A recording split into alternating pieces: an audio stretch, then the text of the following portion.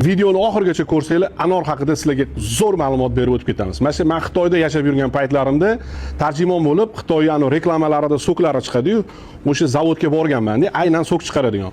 O'tdagi suxa fruktlar, o'tdagi ximikatlar, so'klarga qo'shiladigan, ya'ni bo'yoqlarni ko'rib men hayron qolganman. Umuman so'k ichmayman deganman-da. Anori suvidan tayyorlangan so'kka eng zo'r tomonlari, foydalari haqida qisqacha qilib gapirib bermoqchiman. Anorning eng foydali tarafi birinchi navbatda qonni ko'paytiradi. Anor kuchli antioksidant bo'lib, bu ya'ni flavonoidlar, antiotsionin, fruktoza, saxaroza, glyukoza, oddiy organik kislotalar birikmalariga boy. Shuningdek, anor virusga ham qarshi, qon bosimini tushiruvchi, yallig'lanishga qarshi boshqa komponentlarga ham ega-da. Suyakni mo'rtligi, revmatit, arteritni oldini olish, saratonga qarshi ham foydalangan. Mana shu ko'rib turganinglardek anorning sharbatini mana shunaqa apparatdan bu tok ham, gaz ham hech narsa so'ramaydi.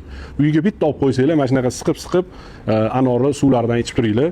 Agar mabodo uyda sharoit bo'lmasa, Bekosiyoga kelsanglar, barmenlarga iltimos qilamiz, xudo xolasa mana shunaqa anorni suvlaridan siqib, sharbatlaridan shu yerda bemalol mana shunaqa salatlar bilan qo'shib iste'mol qilsanglar bo'ladi. Qani anorni suvini ichaman desanglar, Bekosiyoga marhamat.